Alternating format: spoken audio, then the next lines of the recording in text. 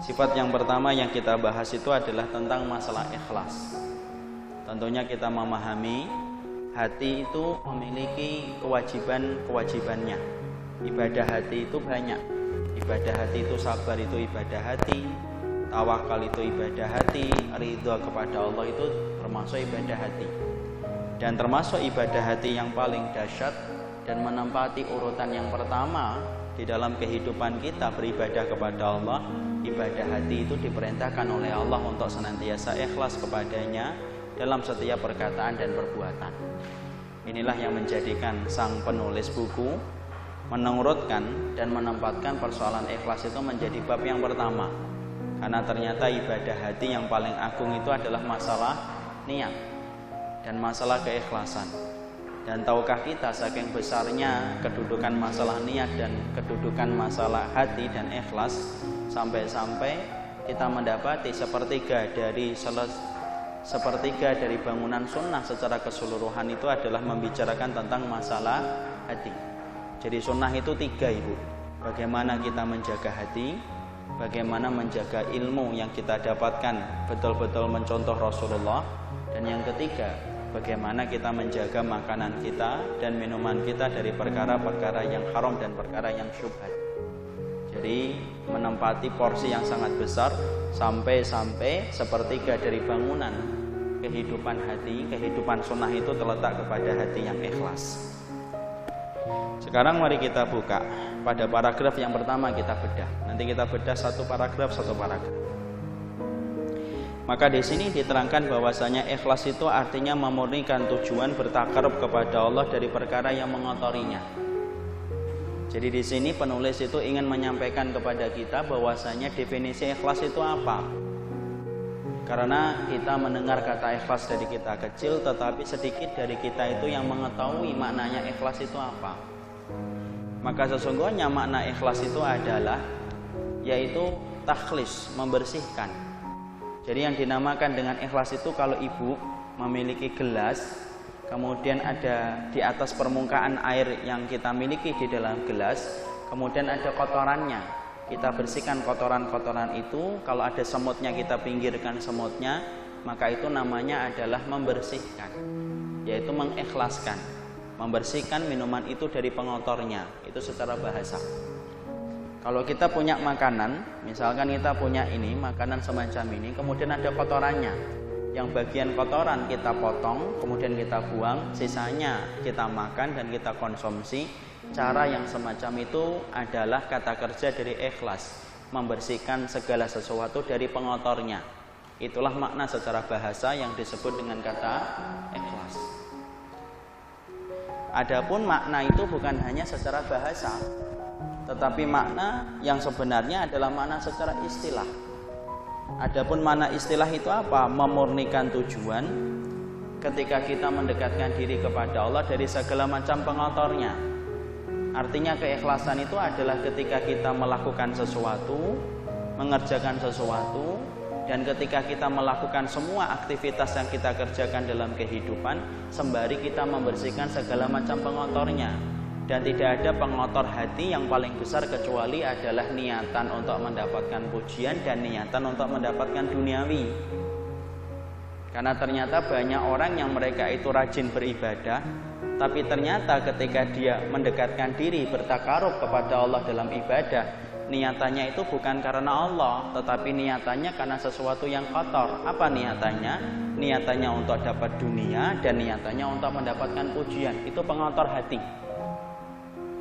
Makanya kemudian akhirnya kalau ada orang yang beribadah tetapi dengan cita rasa dunia, maka dia gagal mendapatkan hati yang ikhlas. Kenapa? Dia berkata dan dia berbuat semata-mata karena panggilan dunia dan panggilan pujian. Dan itu yang dibenci oleh Allah. Ketika kita melakukan sesuatu bukan murni tujuannya untuk mendapatkan ridhanya Allah, tetapi karena ada iming-iming dunia yang ingin kita dapatkan dan iming-iming pujian.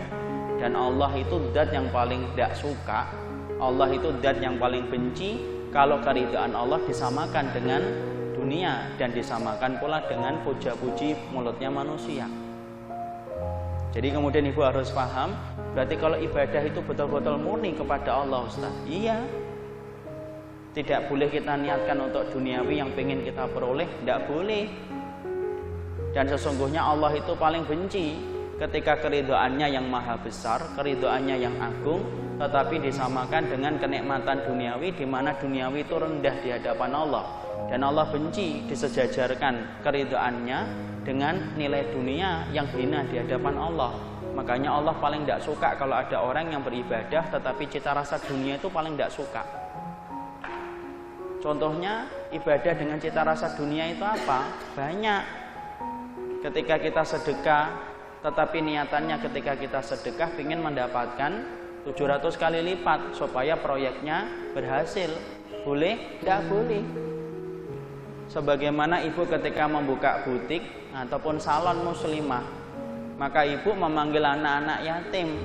Tapi ketika ibu panggil anak yatim bukan karena ibu ingin merahmati anak yatim ketika ingin dekat dengan Nabi di surga, sebagaimana Nabi mengatakan semacam ini bagi orang yang merawat anak yatim, tapi ibu merawat anak yatim dengan asumsi, dengan prasangka mengusap kepalanya supaya butiknya nanti menjadi laris karena keberkahan anak yatim membawa dunia. Nah ini termasuk beribadah tetapi ada pengotornya, yaitu pengotornya itu apa? Niatannya dunia. Padahal kita mengerti dunia kita sudah dijamin oleh Allah. Kalaupun kita tidak beribadah, kalau memang dunia kita adalah 1 miliar, ya pasti dapat 1 miliar. Dan Allah itu tidak pernah membagikan dunia karena ibadah. Kalau Allah itu membagikan dunia karena ibadah, pasti orang kafir itu jadi pengemis dan peminta-minta, karena mereka tidak pernah beribadah. Dan mereka kalau tidak beribadah harusnya tidak mendapatkan dunia. Tapi lihat orang kafir, mereka mendapatkan dunia, mereka mendapatkan sandang, mereka mendapatkan pangan. Kenapa? Padahal mereka tidak pernah zikir sama Allah dan beribadah kepada Allah. Ya karena dunia itu sudah dijamin oleh Allah bagi setiap makhluknya. Nah kalau kita sudah mengerti bahwasanya dunia kita sudah dijamin oleh Allah, lalu kenapa kita repot-repot menjual ibadah kita yang harusnya untuk mendapatkan kenikmatan akhirat, tapi kita gadekan ibadah sholat kita, ibadah puasa kita hanya untuk mendapatkan dunia yang sesungguhnya sudah dijamin oleh Allah. Itu namanya pengotor. Jadi kalau kita di sini mengatakan memurnikan tujuan bertakarub kepada Allah dari segala macam pengotornya, maka ibu harus paham pengotornya hati itu apa sih, Ustadz? Kalau sudah berkaitan tentang ikhlas, maka sesungguhnya pengotornya hati itu adalah ketika kita niatannya duniawi, dan itu tidak boleh. Allah paling tidak suka kepada hamba ketika beribadah tetapi cita rasanya cita rasa duniawi. Cita rasa duniawi itu paling Allah tidak suka. Makanya menjadikan kita akhirnya apa? Ya kalau kita memang bertakarub mendekatkan kepada Allah itu ikhlas, ya bukan karena duniawi. Kita dapat dunia alhamdulillah, nggak dapat pun tidak sama sekali membuat kita sedih dan membuat kita kesal. Kenapa? Karena ibadah kita untuk mendapatkan kebaikan akhirat ketika kita meninggal dunia. Beberapa waktu yang lalu, ini contoh. Beberapa waktu yang lalu ada ibu-ibu kemudian menghubungi saya, minta kajian pagi. Saya sudah sampaikan, tidak bisa ibu, dan tidak bisa. Pokoknya Ustadz pagi aja.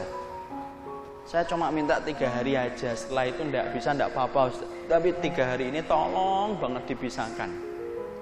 Tolong disempatkan 3 hari. Saya akhirnya tertarik untuk kemudian ngobrol. Saya tanya balik, kenapa harus 3 hari Ibu?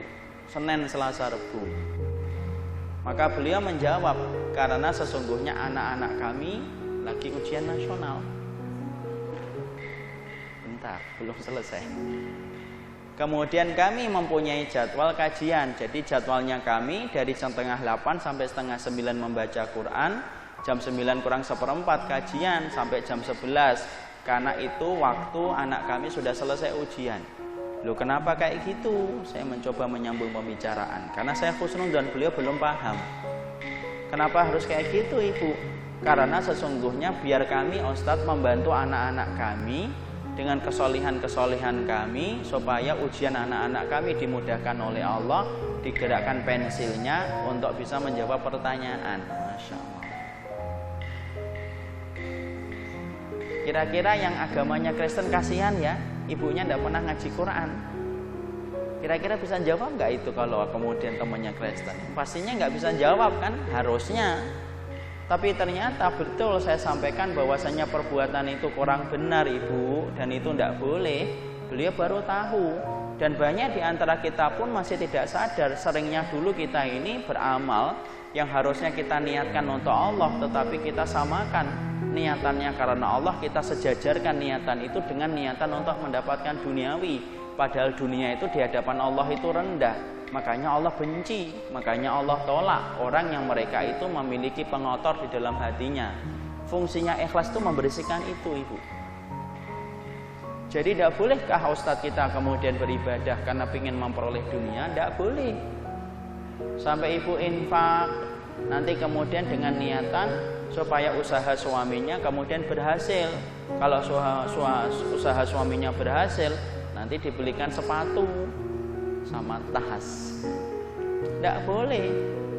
Kalau ibu kemudian pengen sholat malam, silakan sholat malam, yaitu karena ibu pengen mendapatkan sebuah kamar di surga yang tembus dari dalam dan tembus dari luar, yang dindingnya mutiara. Dan ibu ketika puasa ya karena ibu pengen dipanggil oleh pintu surga yang bernama Ar-Royan, karena pintu Ar-Royan itu memanggil sama orang yang senantiasa berpuasa.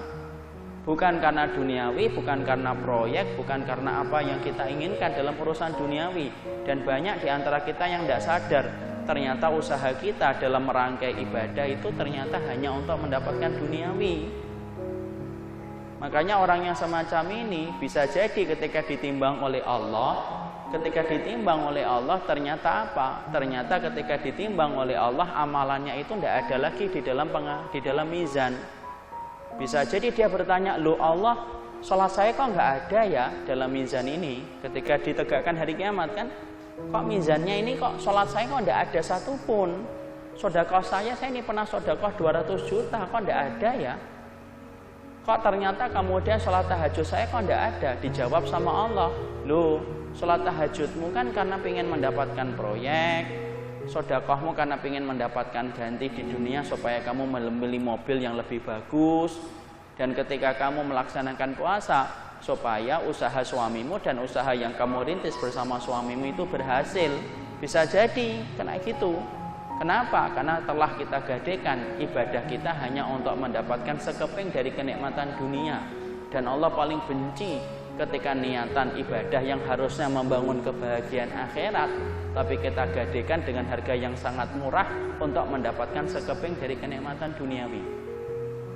Maaf ya Ibu, kalau Ibu takdirnya itu memang dapat 10 miliar sampai Ibu meninggal dunia, Ibu tidak sujud, tidak rukuk. Kalau memang rezekinya itu 10 miliar, dunianya 10 miliar, tetap akan datang. Ya. Ketika kita meyakini itu untuk apa sih Ustaz? Supaya kita tidak perlu repot-repot menggadekan akhirat kita. Ngaji supaya apa? Supaya kedudukan dan karir suami saya semakin cemerlang ketika istrinya taat beribadah. Enggak kayak gitu.